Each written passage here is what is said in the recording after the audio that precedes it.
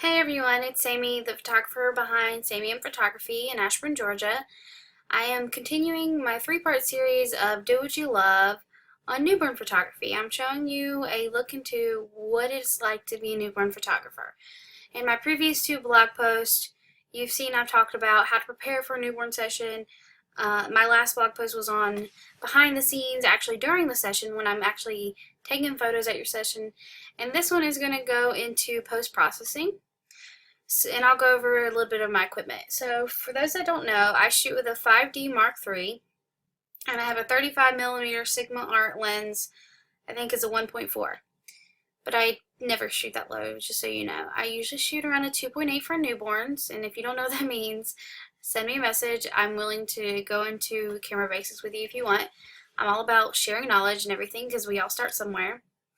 And I use Adobe Suite, I guess, Adobe Creative Cloud, and I mainly use Adobe Photoshop and Bridge. Bridge is what I use to cull my images. I pull them in and open them up. You can just see some of the, right here on the side of my screen, if you follow my mouse, you can see some of the sessions I've had so far this year. And so I'm going to show you just how I cull a session. This is Caleb's newborn session. I already have several of them edited as I've been working on them. But there's 174 total. So we'll just see. I'll just start from the beginning. Alright. When it comes to a session, I go through and this is a froggy pose, as many know. It is done with composite images. There's the two I chose. I 5-starred them, and I can put them together in Photoshop. So what I do is I go through and I click 5 stars on the ones I like.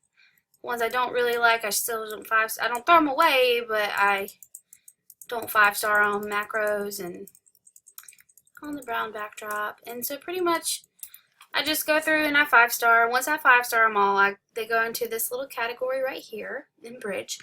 And this is all the ones I've 5-starred. And there's the composite finished photo of the froggy pose.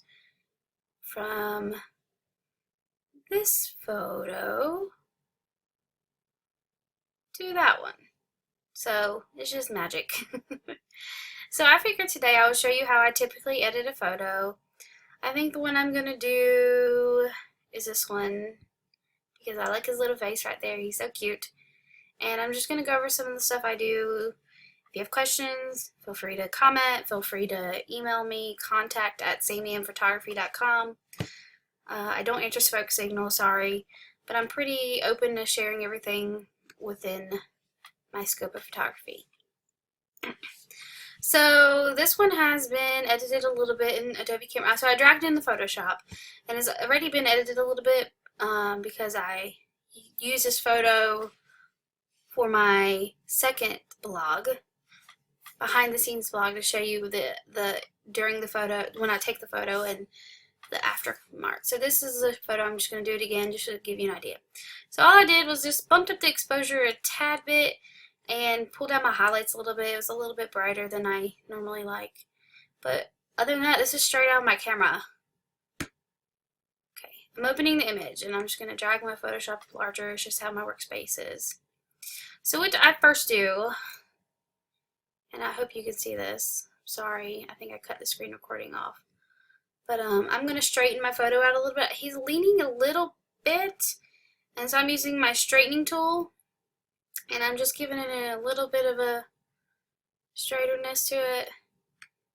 I'm going to do this too, so I don't lose so much of my backdrop. And I'm just going to extend that, like I said, pure photo magic. So what I do now is I go back, and you see all the black edges, I just clone them with Clone Stamp. Make sure you get 100 opacity, and I just, super easy, super fast.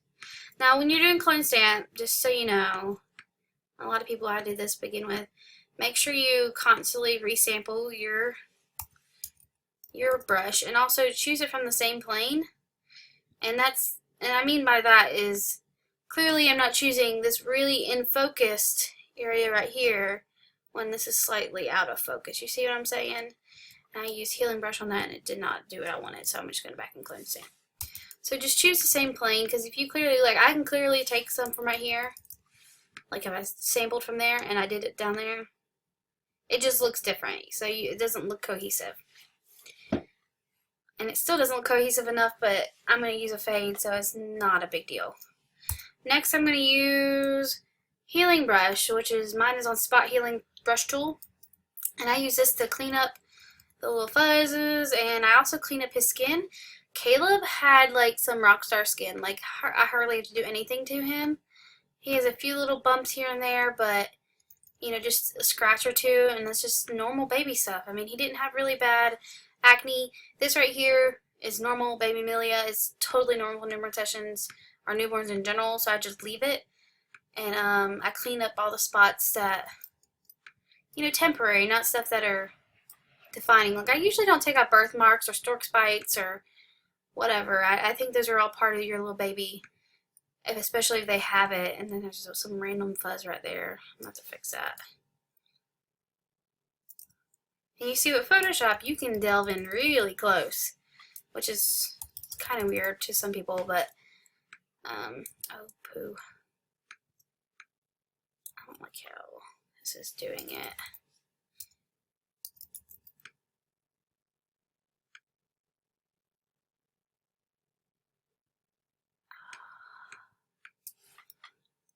I'm hoping portraiture will fix that. So I'm going to go with that. I see that red spot right there, but I'm not going to mess with it right now. I'm just going to take a snapshot just to show you what it was. That was before when I opened it in Photoshop, and now that's what it is now. And my thing is flattened because I didn't create a layer like I usually do. Alright, I'm going to run Portraiture. Portraiture is a wonderful plugin that smooths out skin to a more realistic texture. It's best for, like, you know, uneven skin tones right now. I'm going to lower it, though, right now, because I don't want it to, like, be overly smooth like you've probably seen. I'm flattening, taking a snapshot. There's a couple more fuzzies in his hair I need to deal with. But overall, I'm pleased with that. I think that's a really typical, you know, picture of a baby. You don't change. So I am going to remove some of the reds from his fingers, and this is totally normal with babies to have really red hands and feet. And you see I have some actions that say no more red hands and feet. I have a couple of those. I'm using currently Erin Toll's paint box set, and it's like works wonders. And I'm also using the brush tool at a 50% opacity. You see how it's just changing his fingers back to a normal color. It's just how some, like, especially because he's probably leaning on it a little bit. That's one reason, but babies typically always have red hands and feet. I'm getting a little overzealous with here. I think it would make me nervous. I don't know why. I'm not used to someone actually listening to me edit. And I'm going to do a little bit on the bottom of his arm. For some reason, there's a little red right there. And right there. I'll do a little bit more just to... And with this paintbrush, I'm using it on low opacity, like I said. I typically do it on low, so I can, if I need to do a little bit more, I can go back over it again. So you just make your brush smaller. You don't have obvious discoloration and everything. I'm going to do a little bit on his arm. And in case you don't know, I'm using the keyboard shortcuts on making my brush smaller and larger. You can also use right here, size, hardness. I use a very soft brush because I don't want to have edges. And you can change the opacity here in case you didn't know that. Sometimes I just do stuff and don't think about explaining. I apologize. If you have questions, like I said, I've been doing this for a while now. I'm just used to it. Alright, overall I'm pleased with that. I'm going to do a couple more tweaks of the redness. Lower my opacity again to 20% just to get a little bit more. Okay. Flatten my image. And I also created an action up here. Flatten is function F3, so that's why you don't see me flattening itself. But I think you image or one of these up here has a flatten button. I think it's image, so. But it's not, maybe because I don't have it. Anyway, but maybe it's, oh yeah, flatten image right here. on layer. So if you have any questions, that's how you flatten it. And I created an action. Anyway, so back to basic editing. I'm gonna do blot. Blot is like my favorite from Aaron Toll's paint box set, and adds a nice warmth through the images that I just like. It normally sets on 55%. I typically for newborns do 80%. I don't know why. I'm just crazy. That's just my preference. And I'm gonna take a screenshot. That's the screen snapshot.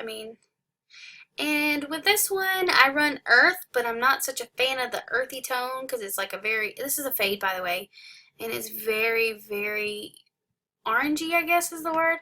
So I just go in and actually change it to I guess a more reddish. Yeah, I'm okay with that actually. A more reddish tone. And then I press OK. And that changed. You see where it changed it to the prettier tone? I probably need to go back and change the other one though, because it still has the orangey tone on this one. You see how it's like a peachy color? I'm going to go a little more red. Right there. Perfect. Exactly what I wanted. And then since we have a mask layer, which is, you can create a mask layer on anything pretty much, I get my eraser. And again on low opacity, because I still like the kind of like the dreamy look it has to the image, and I just erase off a little off his face. That's pretty much all I do. And it was at 50%, so you can see where I changed right there. It just gives him he has a very dreamy look to himself. I like it. And I'm really happy with the way this one turned out. So I'm going to go ahead and flatten it, and I'm going to save it. And then I'll show you before and after. So let me go ahead and save. I think I already have this one saved, so I'm just going to do E22 video so I know. And I'll go compare and make sure my edits are similar. Alright, so here's the snapshot. This was before. So all I really do is enhance it. I don't change the overall image. I just enhance it. So now I straightened it, and I cleaned up the skin. Cleaned up the skin again. Just smoothed it out a little. Took some of the red out. Added the action. Added the fade. Voila! Before. After. Before. After. And that's how I do it. And just for, perks, I'll show you how I do black and white. So this again is another action. I think this one is from Florabella. And I bought this forever ago. Or is it matte film is what I run. So right here, it's one of my function F1 is what I did. It's one of my favorite. I love it. So it runs like all these various things on the tones. But I'm going to turn it to black and white. And it's just brighter than I typically like. I like it when it's more gritty-ish. So I go to the darken layer and I click 40, maybe 50. And since he has such a shadow, and that's normal, I like the shadow, but I'm going to lessen it a little bit. And just give him an overall different, take away some of the shadow when it's super dark, but okay. And I'm going to flatten that, and I'm going to run a matte vignette, which is from, again, Aaron Toll's paint box series. And that just adds a nice little closure around it, I guess you can say, but I'm going to lower it down so it's not so distinct. Yeah. And I'm going to save it. Let me go video, because I don't know if I have a black and white of that. And that's what I do. That's how I do what I do. Please let me know if you have any questions. Again, feel free to comment. Feel free to send me an email. I'll give it to you again. It's contact@SamiMphotography.com. It's contact@SAMIM photography.com. If you have any questions, it'll be right below as well, just to make it just as easy for y'all to contact me. Again, I hope you enjoyed this little inside look into the Do What You Love series on my newborn photography session, and maybe offer some ideas what to do in the future. Thanks!